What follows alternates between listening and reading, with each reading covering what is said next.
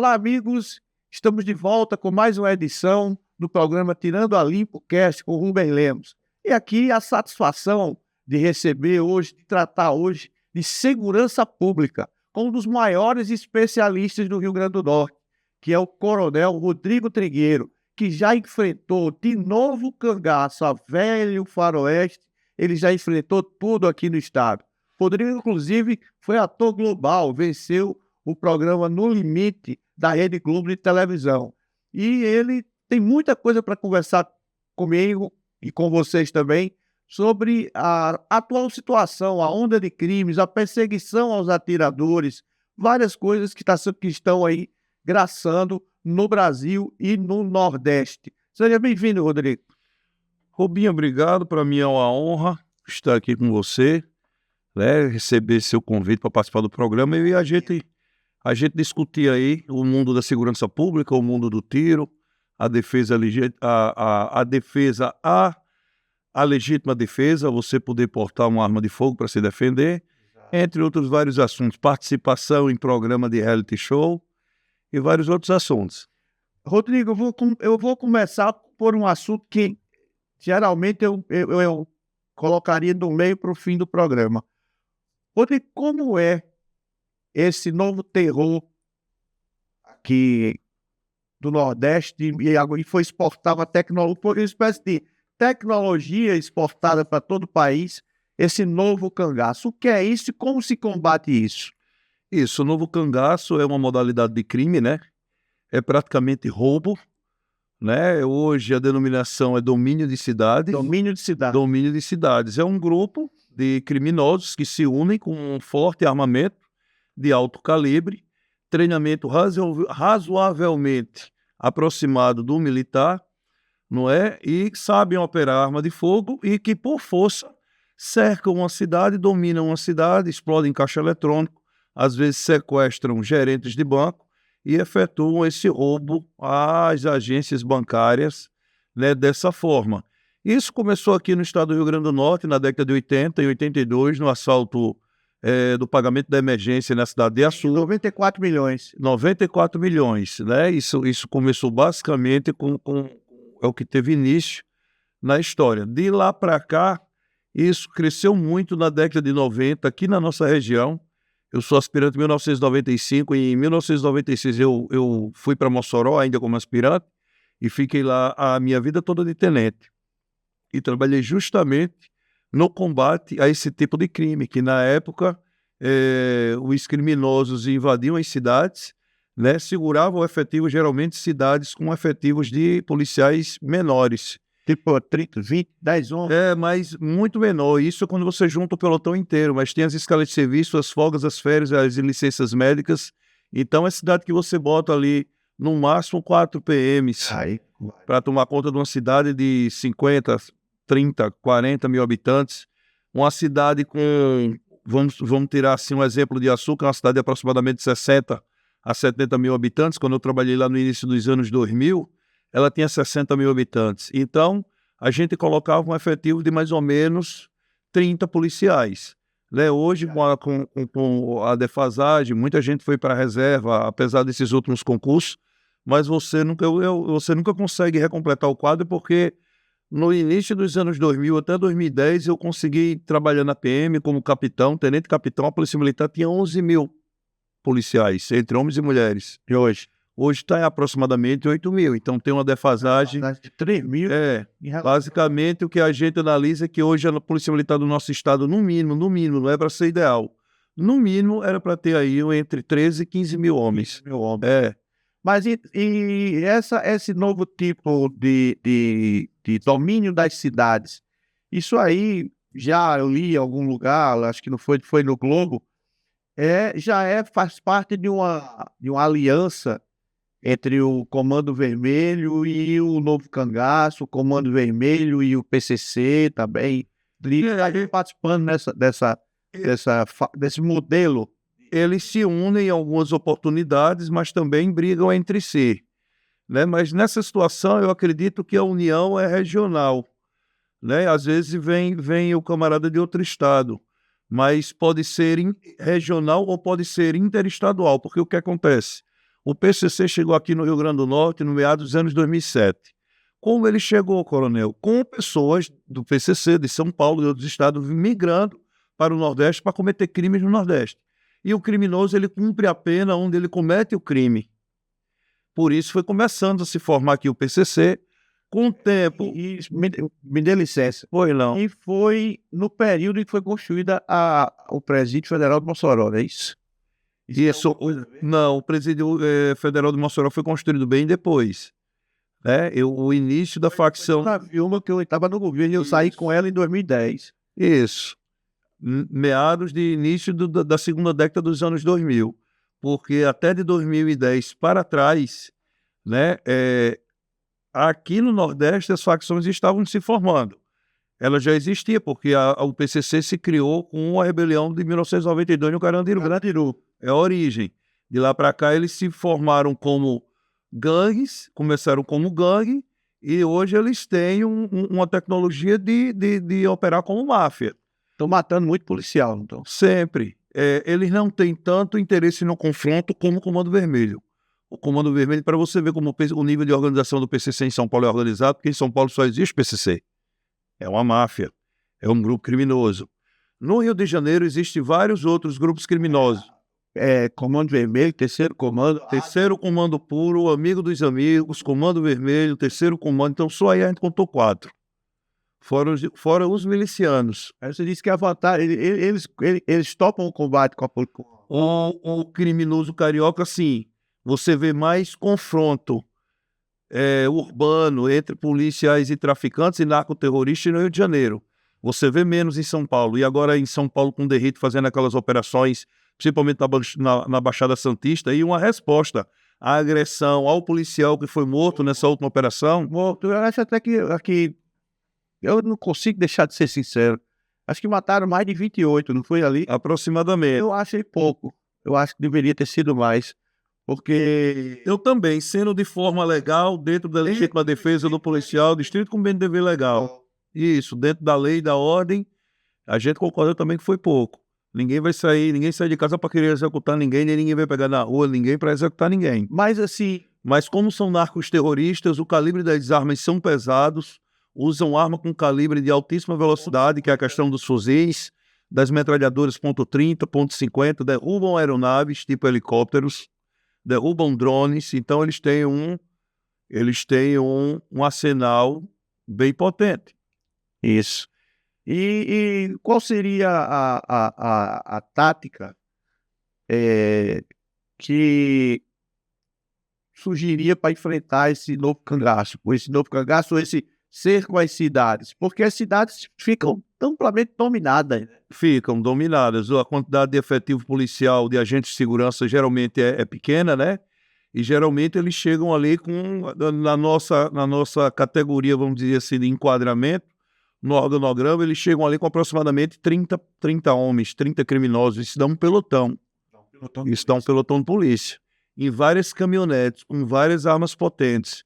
Então, assim, eles têm também especialistas em explosivos. Que segundo me disseram, hoje é artigo de luxo, né? Explosivista, né? O cara que é blaster ou explosivista é um artigo de luxo. Toda quadrilha, geralmente de cerco à cidade, o novo cangaço, toda quadrilha que mexe com assalto a banco, basicamente ele tem que ter um especialista em explosivo. E a polícia também, eu soube que vai primeiro no especialista para neutralizar o especialista e prejudicar, beneficiando a sociedade, prejudicando os grupos criminosos. Nessa questão aí seria através da inteligência, né? Porque no terreno, no teatro de operações, quando eles estão em operação, quando eles estão na prática do crime, não tem como você identificar quem são os explosivistas.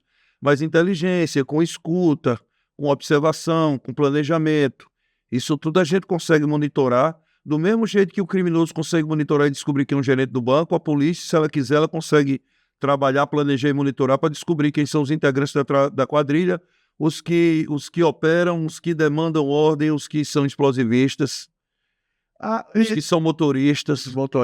Os bandidos do Rio Grande do Norte de hoje, PCC, o sindicato, eles estão no nível desses bandidos altos de alta periculosidade lá para São Paulo, lá para o Mato Grosso? Tem, a gente tem alguns caras aqui, alguns criminosos aqui que tem níveis de periculosidade, que se der uma arma com ele com a arma na mão, ele montar um bando, ele vai fazer um estrago grande.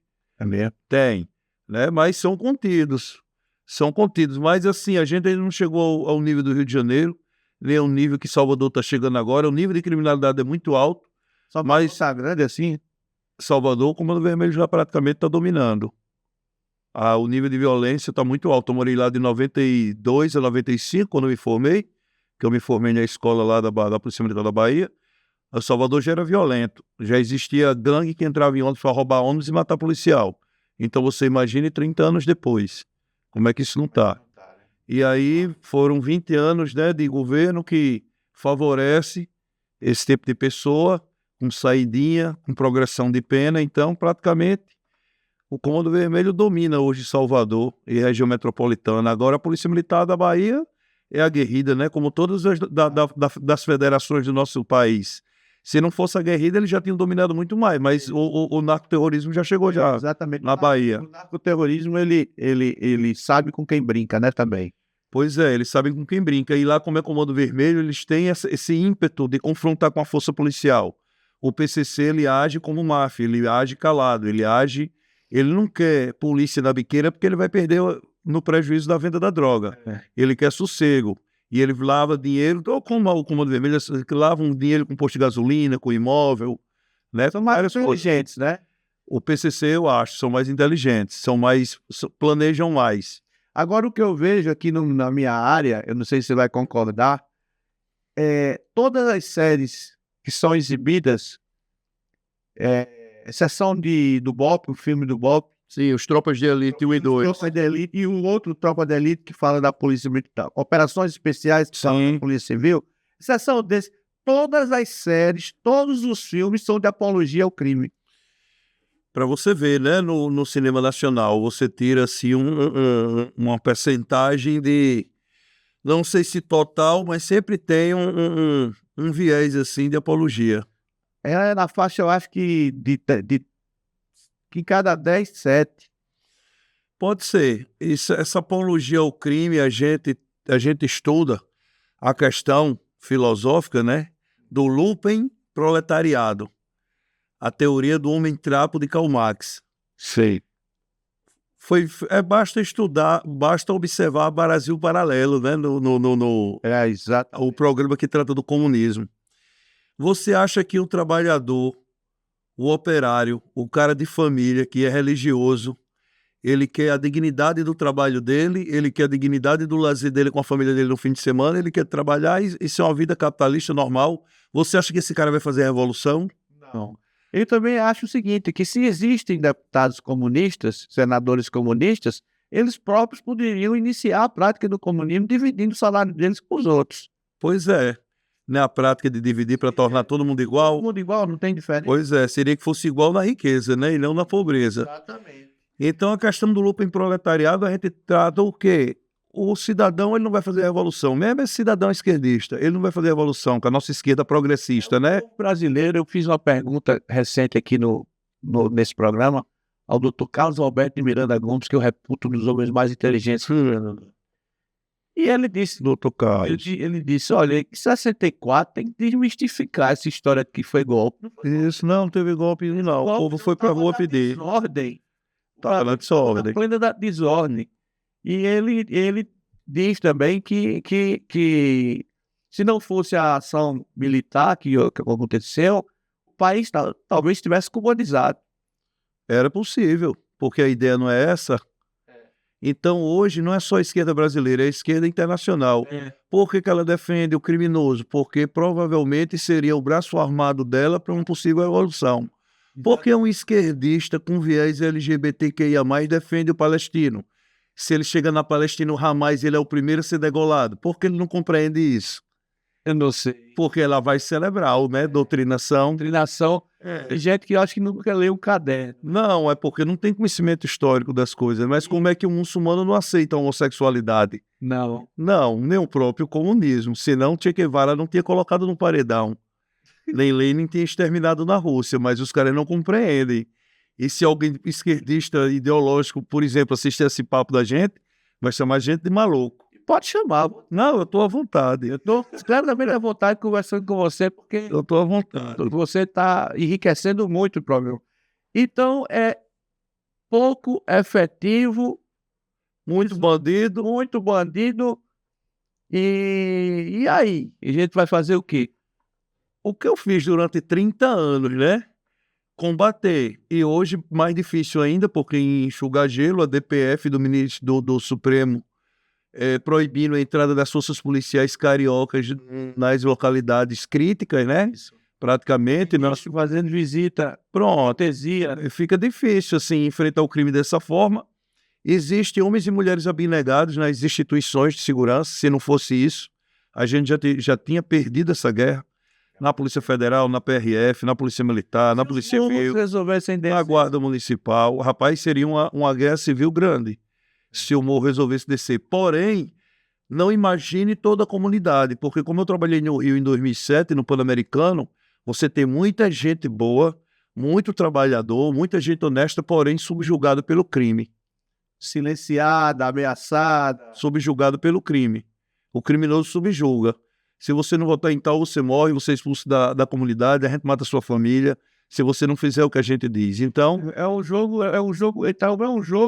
em que nesse ponto, nesse aspecto, milícia e Comando Vermelho se parecem, não é isso? Sim, porque a milícia nada mais é do que policiais criminosos.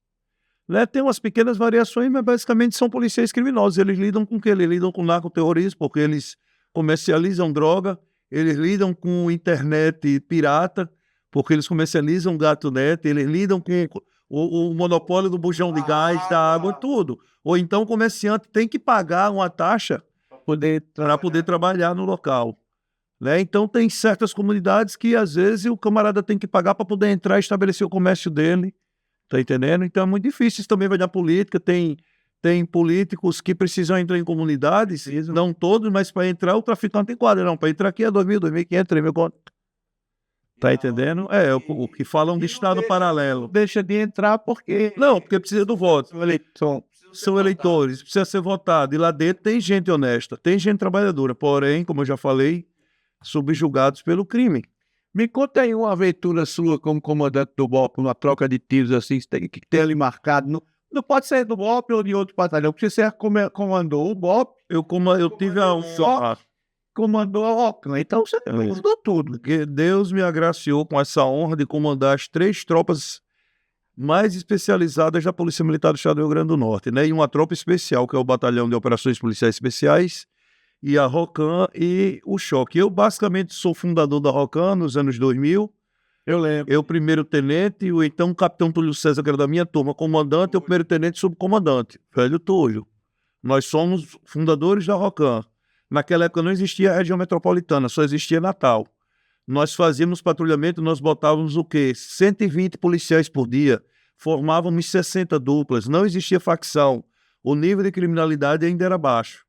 No início dos anos 2000. Era baixo, teve só um sequestro ali que o senhor foi negociando. Ali foi em 2022, como eu operei como negociador policial. Aquilo é o marco inicial. 2012, né? 2002. E 2. E 2. Aquilo é o marco... Depois do limite. Depois do No Limite. O limite foi em 2001. Aquela ocorrência ali em frente ao antigo Hotel Tirol, de um lado e a KN do outro, foi o início ali é a nossa célula, a nossa gênese para trabalhar as ocorrências com um refém localizado. Aquela ocorrência ela é registrada como o início, né, do nosso trabalho referente à solução de ocorrências com refém localizado, que é o que a gente chama de gerenciamento de crise e negociação policial. O senhor que estava no comando aqui, né? Ali eu era capitão, quem comandava o BOP, que na época não era BOP, era Complexo Policial Norte, que tinha o GAT, o Esquadrão de Cavalaria, a Companhia de Choque e o Canil. Essas 4 tropas especializadas formavam o Complexo Policial Norte. Depois a Companhia de Choque virou BOP, acredito que em 2010, e depois o GAT virou BOP. O Canil continua Canil, né, a nível de companhia, e a cavalaria saiu de esquadrão e foi para regimento. Mas naquela época quem comandou ali tudo foi o então Major Azevedo, hoje nosso deputado estadual. Estadual. Isso. E eu era capitão, subcomandante, por quê? Porque o capitão Aribaldo, que era comandante do Choque, estava de férias. O capitão Marcos Vinícius, que era comandante do GAT, eu acho que ele estava fazendo um curso, eu acho que no Chile, então eu fiquei sendo subcomandante do Major Azevedo. E o Major Azevedo, naquela época, era o único oficial capacitado para trabalhar nessa área de atendimento de ocorrência de alto risco, como nós nomenclaturamos, que é justamente a ocorrência de gerenciamento de crise com refém localizado. Azevedo tinha feito o curso em Recife e tinha essa capacidade técnica. Em algum momento o senhor chegou a acreditar que foi um criminoso que entrou no carro com 2 mulheres? Sim, 2 criminosos. 2, né? Em Petrópolis. Isso. Que ele fez, onde hoje é o Petrópolis, onde era o Hotel Tirol e depois virou um centro comercial. Isso, a ocorrência terminou ali. Eles saíram de Petrópolis, os 2 camaradas lá, os 2 criminosos disfarçados de flanelinha, renderam as 2 senhoras, eu não me lembro de onde elas estavam saindo, uma das era jornalista, a Isis Nóbrega, porque eu me lembro, porque ela saiu sequelada dessa ocorrência com tiro na perna. Eles fizeram elas 2 de refém dentro do carro, né? Quando elas entraram no veículo, eles entraram junto, estavam com um revólver calibre 32, 2, que rendeu a motorista e pediu para seguir para um caixa eletrônico. Eles estavam ali em Petrópolis, aí o que foi que aconteceu? A passageira, inteligentemente, estava com o celular, estava falando com o marido, ela manteve a ligação com o marido e colocou o celular no canto do carro. O marido, ouvindo toda a situação do assalto, da tentativa do assalto, foi de uma presença de espírito. Isso, ela foi bem, o que a gente fala, bem fria e calculista, né? Com um alto nível de estresse desse, com a arma apontada para ela. Então ela teve essa capacidade de manter o telefone ligado, informando o marido dela o que estava acontecendo, o marido ouvindo tudo pelo celular e entrando em contato com 190 com o Copom. Quem interceptou o veículo no Hotel Tirol, ali na Hermes da Fonseca, ou Salgado Filho, ali já é o quê? Ali eu não sei se já é Hermes, o Salgado Filho. Bem, o nosso coronel Marinho, o então capitão Marinho, comandante da Rádio Patrulha, foi quem interceptou o carro, né, efetuou disparos no pneu, era um Mercedes classe A, azul escuro, e o pneu furado, o carro não teve mais para onde ir, e foi estacionado e foi feito o local da crise ali. Ali eu lembro que o BOP cercou o carro, né? Tudo foi cercado, isso. No muro do hotel e tal. Isso. E o senhor em algum momento imaginou que ela fosse atirar, matar? Não, é porque aquilo foi uma ocorrência com um criminoso comum. A gente tem 3 tipos não de criminosos, mas nós temos 3 tipos de personalidade que a gente lida com gerenciamento de crise, que é o criminoso comum, que foi o caso dele, foi fazer um assalto, o assalto foi interceptado, ele pegou a pessoa que estava do lado dele para ficar de refém e resguardar a vida dele, correto? Tem um mentalmente perturbado, que é geralmente esses casos de refém que a gente vê que o companheiro faz a companheira e os filhos de refém, faz de vítima e ameaça matar por questões de querer voltar. Ela isso, o relacionamento e questões passionais. E tem um terrorista. A gente não lida com terrorista. Lidou na década de 60. Mas hoje a gente não lida com terrorista. A gente lida com o quê? Com mentalmente perturbado e com criminoso. Então, ali teve uma interferência, né, externa. Como eu disse, era o início da nossa história no gerenciamento de crise no estado do Rio Grande do Norte. Então, ali tem uma coisa na doutrina de gerenciamento de crise que a gente chama de síndrome de Hollywood, ou síndrome hollywoodiana. É aquele policial que não tem um conhecimento técnico, acha que sabe. Eu sei de quem você está falando. Pronto, e vai para lá querer fazer uma demonstração de força, dá errado, e por isso que a refém levou um disparo na perna, por um erro técnico. E eles foram. E outra, aquilo era o início, a gente não tinha o conhecimento, até então, a Polícia Militar do Estado do Rio Grande do Norte nunca tinha pego uma ocorrência com um refém, salvo com uns criminosos do Novo Cangaço em Mossoró, no Banco do Brasil, que terminou ele se entregando. E teve um Rodolfo Cangaço também no Banderne, que foi morto por um tiro de elite, né? Isso, teve em Açu, teve em Caraúbas, teve em Apodi. Em 98 eu estava em Apodi comandando, E no mês de dezembro, quando eu retornei a Mossoró para prestar conta ao comando do batalhão, os camaradas invadiram a cidade. A gente estava com um efetivo reduzido e fizeram nesse molde de domínio de cidade. Dominaram o pelotão, foram no banco, explodiram tudo o caixa eletrônico. Naquele tempo não tinha tecnologia da nota marcada, só numeração, e aí pegaram uns sacos de dinheiro, ou então sequestravam o gerente um dia antes, né? E chegava lá com o gerente já de refém. O gerente, quando começou a evoluir, abriu o cofre, os caras pegavam o dinheiro e iriam embora. Coronel, claro, o novo cangaço é preciso que se explique que foi inspirado no Rio Norte e Rio Grandense. Isso, nasceu aqui, infelizmente. Infelizmente, mas ele morreu aqui. Morreu aqui. Hoje foi, vamos dizer assim, exportado para os estados do Centro-Oeste, do Sudeste, porque vira e mexe ali, você vê no interior de Minas, São Paulo, Mato Grosso, os caras usando dessa modalidade. Mas aqui no Nordeste, a gente culturalmente, né, a gente expulsou, como Mossoró expulsou Lampião.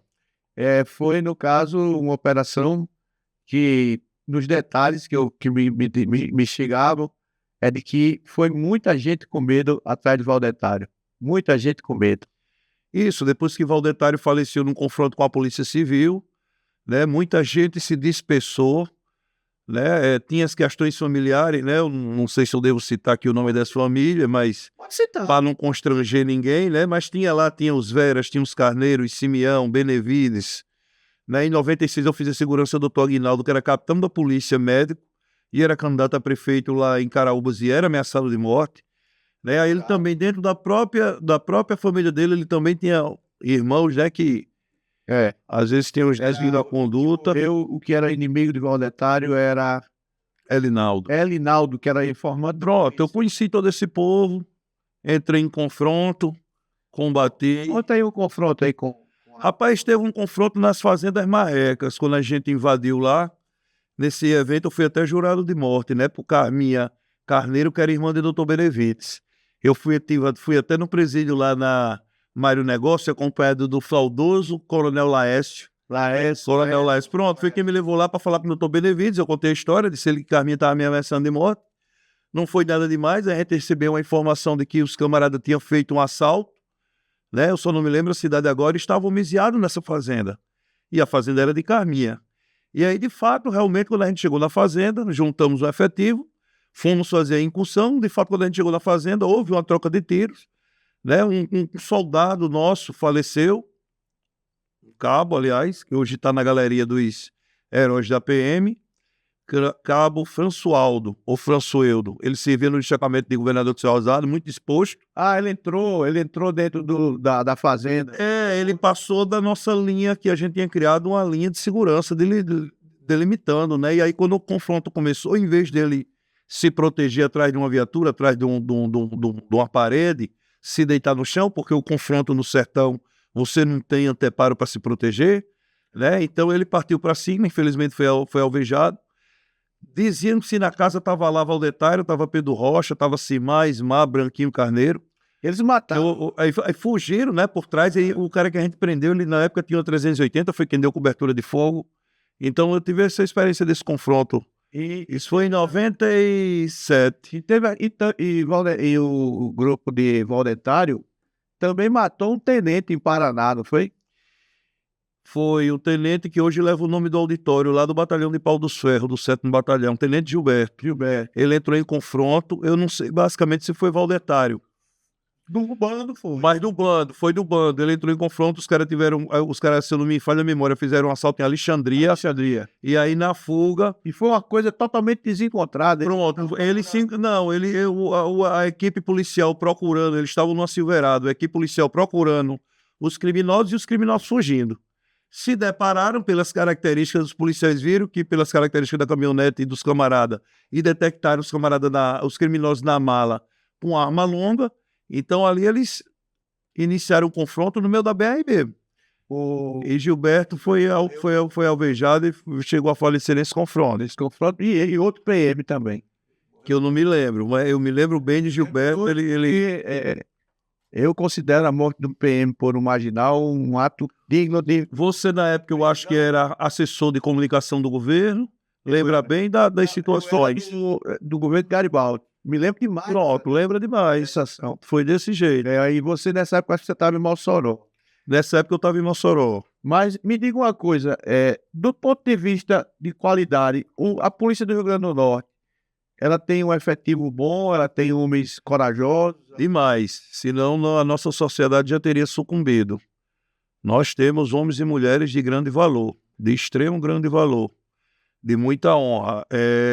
O problema de você pertencer a uma força estadual é que você depende de investimentos do Estado, né? Mas a gente sabe que tem parcerias, tem capacitações, treinamento e aquisição de equipamento, material, armamento, através do governo federal também, né? É porque não é divulgado que é o governo federal, gente.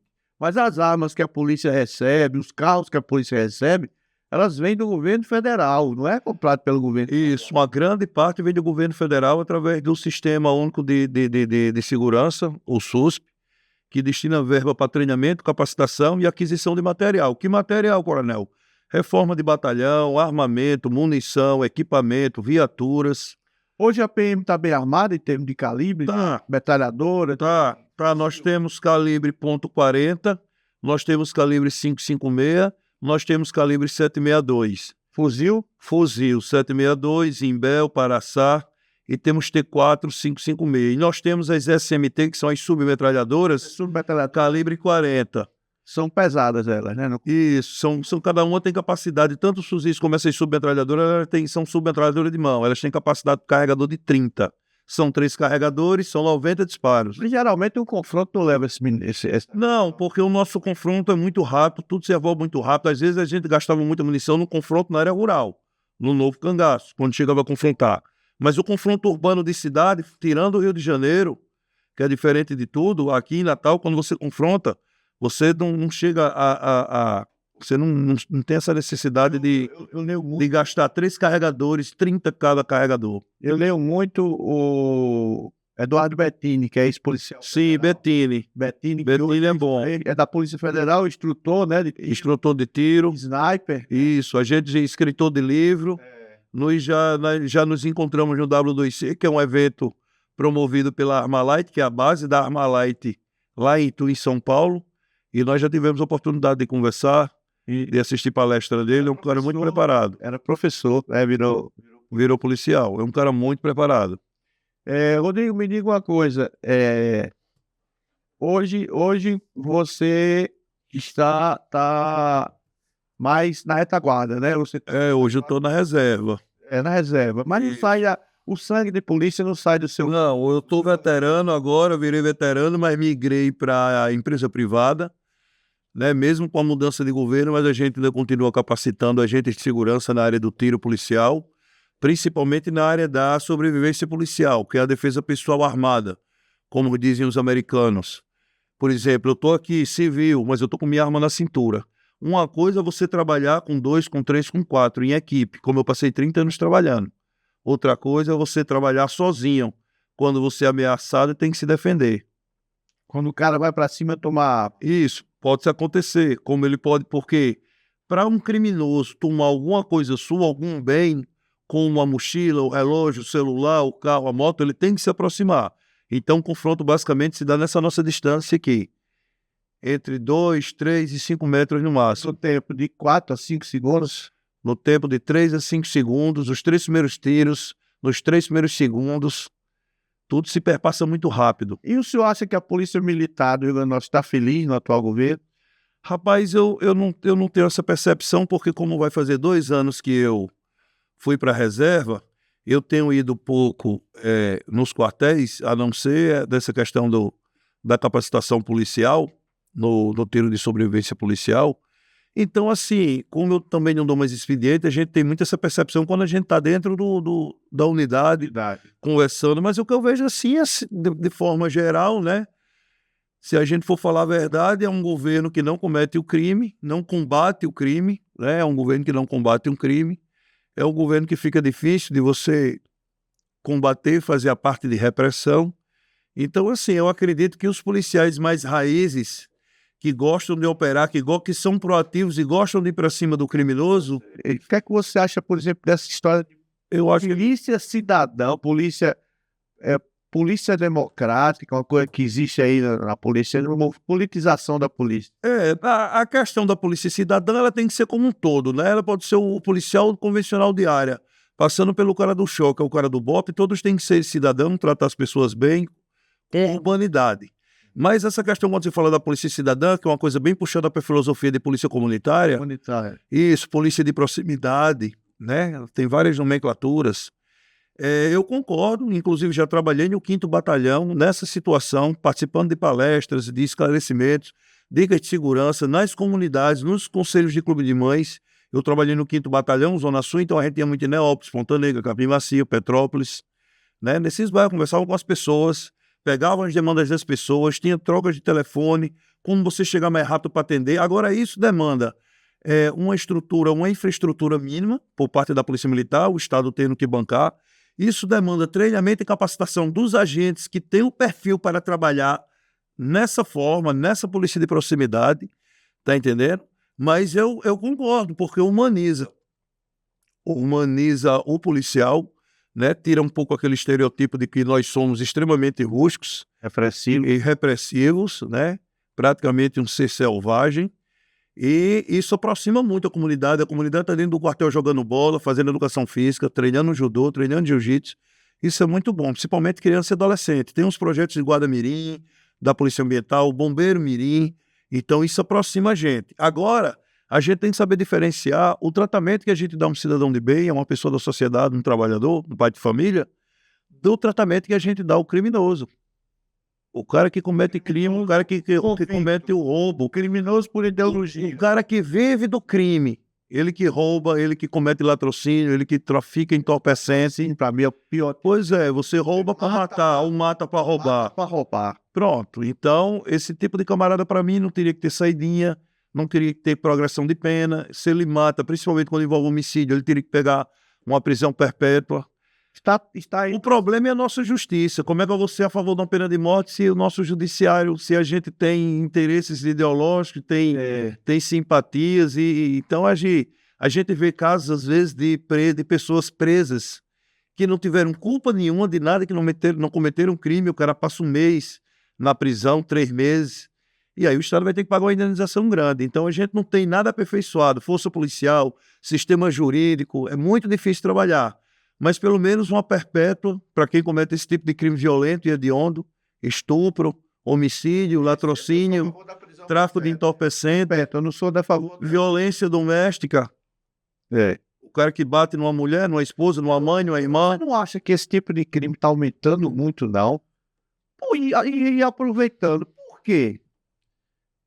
No militarismo tem um jargão militar que fala que a tropa é espelho do comandante. Então, o povo é espelho do seu governante. Ave Maria, que resposta. Rodrigo, me diga uma coisa. Eu sou atirador, sou CAC. Somos, né? E fiquei muito triste com as medidas que foram tomadas. Nós ficamos. Pelo presidente Lula, limitando a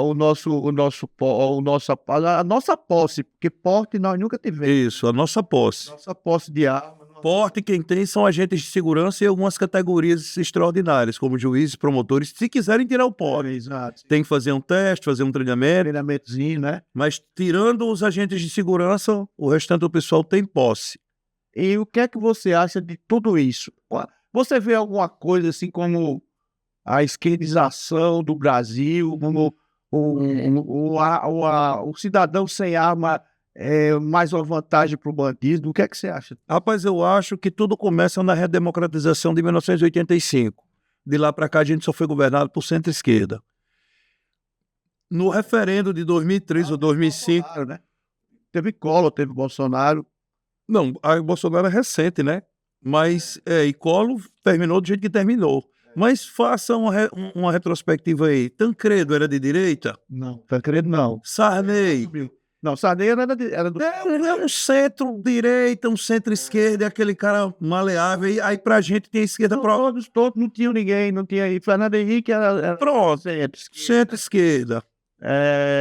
Então, Lula esquerda, Itamar centro-esquerda, Lula esquerda, Collor Centro-direita, terminou do jeito que terminou. Dilma, esquerda. Então, depois da redemocratização de 85 para cá, a gente foi governado basicamente por gestores de centro-esquerda. E esquerda nos 8 anos de Lula, nos 16 anos, né, de PT foram esquerda, porque foram os 8 de Lula com os 6 de Dilma.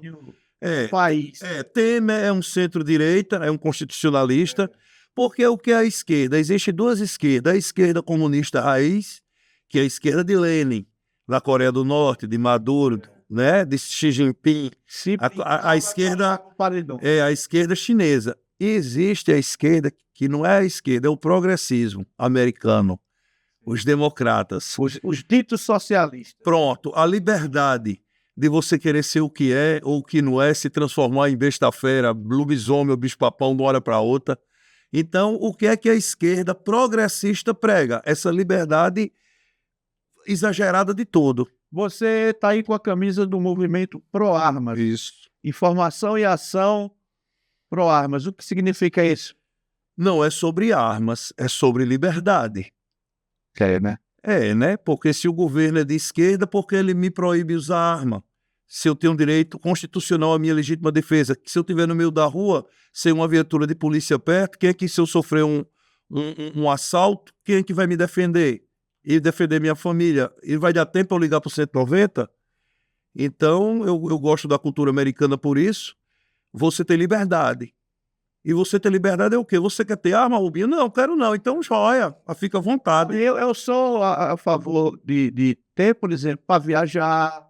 Pronto, em casa, num trabalho, para defender o seu trabalho. Eu não sou a favor do sujeito entrar num restaurante com a arma, num bar com a arma, Isso aí, de futebol com a arma. A gente tem que ter nível de educação e lei para ser cumprida. A gente tem que ser igual aos americanos. É liberdade sob lei. É democracia sob lei. Se você sacar a sua arma do coldre lá, você pega 10 anos. Se você sacar e atirar, você pega mais 10 anos. E se você matar alguém que não seja pela legítima defesa, você pega prisão perpétua ou pena de morte. Então, aqui no Brasil... É o modelo... Pois é, como o Brasil é um país bagunçado em tudo, então fica difícil, né, você dar o porte para a população, porque isso criou no imaginário do bandido. Por isso que nós baixamos, nos 4 anos do governo Bolsonaro, baixamos o índice de criminalidade. Por quê? Porque criou-se no imaginário popular de que todo mundo tinha porte.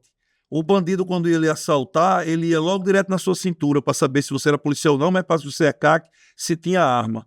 Agora, com esse governo, esse é um exemplo simples. O governo restringiu toda forma de aquisição de arma de fogo. Baixou vários decretos. O que é que isso acontece no imaginário popular e no imaginário do criminoso? Que a gente todo mundo está desarmado. Então ele vai para cima da gente com mais facilidade. Com mais força. No governo do Bozo, não. O criminoso olhava e dizia, pô, eu vou assaltar esse cara. O Bozo, na mente dele, imaginário, liberou arma para todo mundo, está todo mundo armado, eu vou assaltar?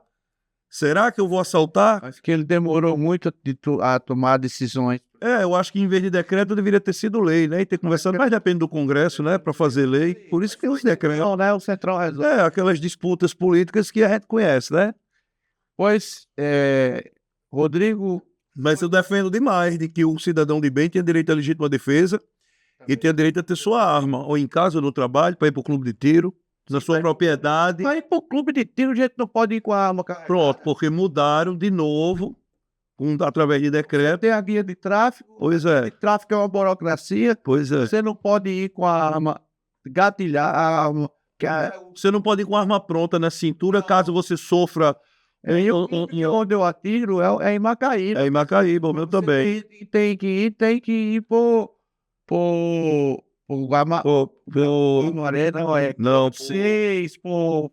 Mangabeira. Mangabeira. Ali você vai pro CAT. Xavier e Makoto. Grande amigo Xavier. Abraço para Xavier e Makoto. Eu ando lá no CAT também. Para mim são 2 lendas. 2 são, não, mas claro que são 2 lendas do tiro potiguar. São 2 professores, 2 lendas, 2 bons atiradores. Pois é isso. Pois eu achei que a conversa foi muito boa, esclarecedora e foi melhor porque eu revi o grande amigo que eu tenho. A honra foi toda minha, meu amigo. Foi um prazer estar aqui com você nesse bate-papo. Muito bom mesmo, de verdade. Pois é isso, gente. Ouvimos aí o coronel Rodrigo Trigueiro, homem de elite da Polícia Militar, e até o próximo programa.